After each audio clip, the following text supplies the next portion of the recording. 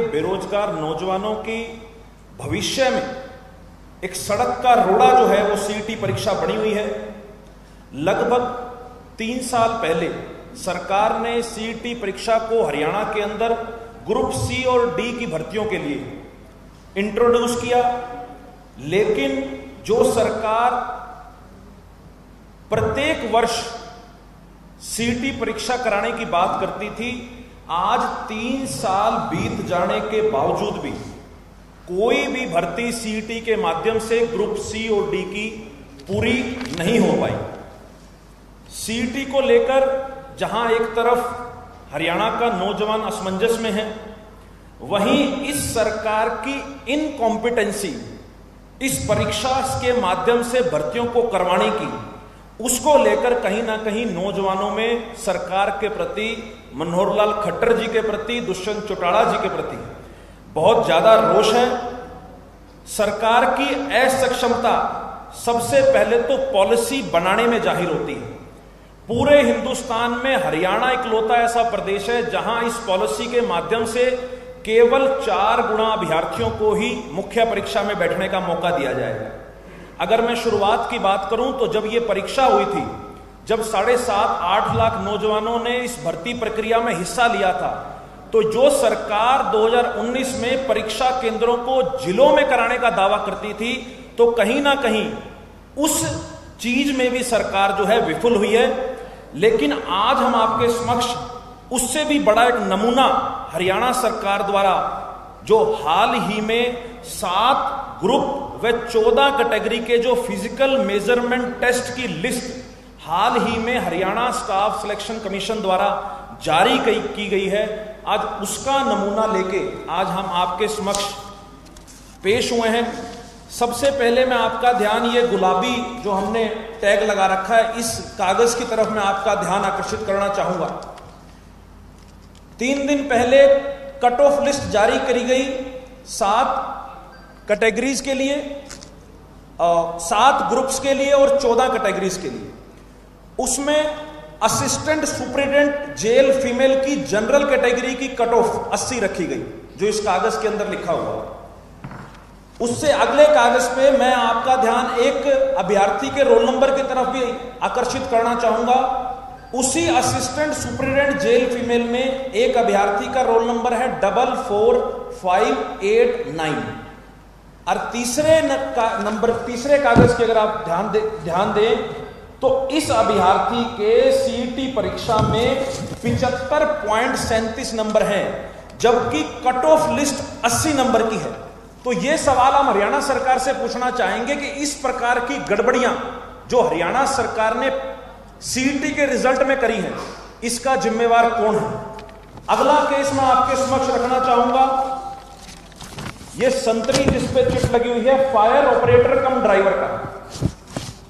इसके अंतर्गत general category की जो कट ऑफ है, जो एचएसएससी आयोग ने जारी की है, वो 47.50 है। और 47.50 कट ऑफ से नीचे के एक अभ्यर्थी जिसका रोल नंबर 23830 है, इस अभ्यर्थी के नंबर 47.34 नंबर हैं इसके सीईटी के अंदर। तो ये हम सवाल हरियाणा सरकार से पूछना चाहते हैं, जब एक परीक्षा की कट ऑफ आपने फिक्स कर दी, परीक्षा की कट ऑफ 47.50 है, तो कैसे 47.34 नंबर के अभ्यर्थी को उस परीक्षा में आपने पास किया, यह सवाल आज हम हरियाणा सरकार से पूछते हैं। एक तीसरा नमूना इसके अंतर्गत ही, एक डिप्टी रेंजर के अंदर जनरल कैटेगरी की कट ऑफ 82 है। और अगर मैं आपके सामने एक रोल नंबर बताऊं 42478, इस अभ्यर्थी के जनरल कैटेगरी के नंबर बनते हैं 81.59, जबकि कट ऑफ सरकार ने जारी करी है 82। तो ये गड़बड़ियां सीईटी के रिजल्ट में, जो पीएमटी की लिस्ट जारी हुई है, उसमें लगातार हरियाणा सरकार के द्वारा, एचएसएससी आयोग के द्वारा ये गलतियां की गई हैं।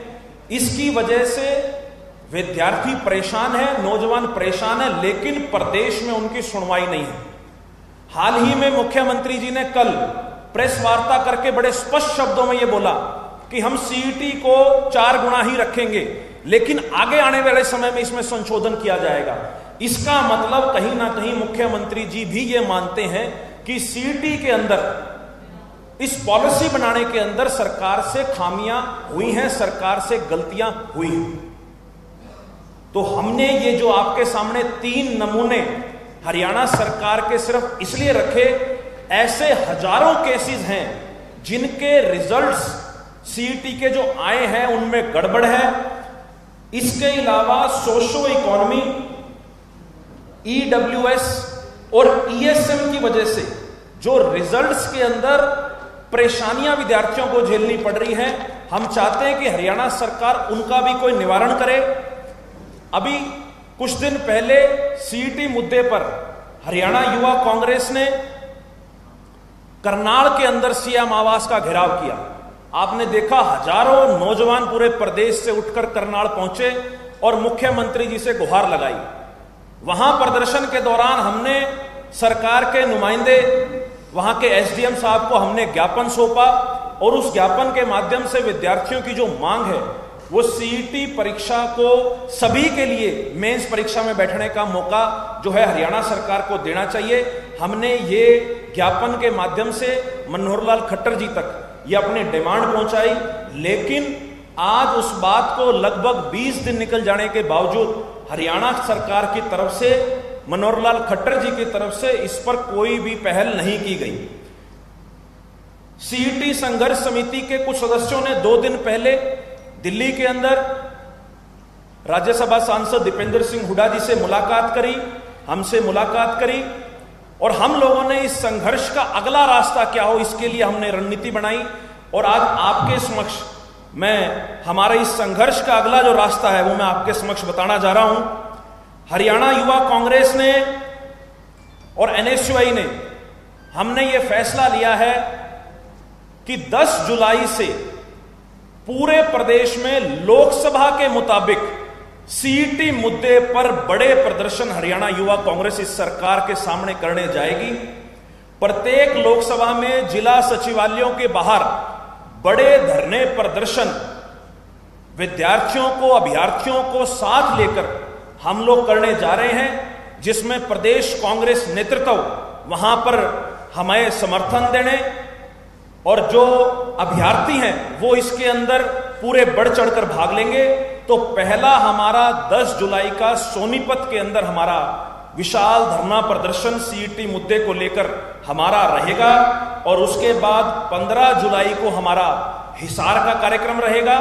इसी प्रकार से आने वाले समय में लोकसभा मुताबिक हमारे कार्यक्रम निर्धारित होते रहेंगे, लेकिन हम हरियाणा सरकार को यह चेतावनी देते हैं कि सीईटी मुद्दे के ऊपर आज हरियाणा के नौजवानों में सबसे बड़ी संशय, सबसे बड़ा अगर राजनीतिक मुद्दा भी मैं कहूं तो आज के समय सीईटी का है।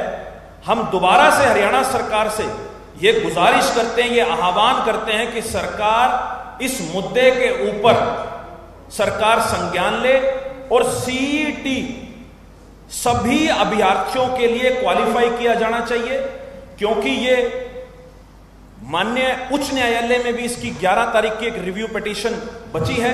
अगर उसके बाद सुप्रीम कोर्ट में भी जाना पड़ा तो हमने सीईटी संघर्ष समिति को अपनी तरफ से यह आश्वासन दिया है कि सड़कों पर भी और कानूनी जो भी हमसे मदद हो पाएगी कांग्रेस पार्टी की तरफ से, यूथ कांग्रेस की तरफ से, हम पूरे तरीके से पूर्ण रूप से इनके साथ हैं और इस लड़ाई में हम सरकार को मजबूर करेंगे कि सरकार सीईटी के विषय पर विचार करे और जिस प्रकार से हमारे नेबरिंग स्टेट हैं, चाहे वो राजस्थान की बात है, चाहे वो यूपी की बात है, जहां पर 10 गुना 15 गुना अभ्यर्थियों को परीक्षा के अंदर बुलाया जाता है, हम सरकार को यह मजबूर करेंगे कि सरकार इसके ऊपर पुनर्विचार ले और अभ्यर्थियों के हक में सीईटी के मामले पर फैसला ले। धन्यवाद।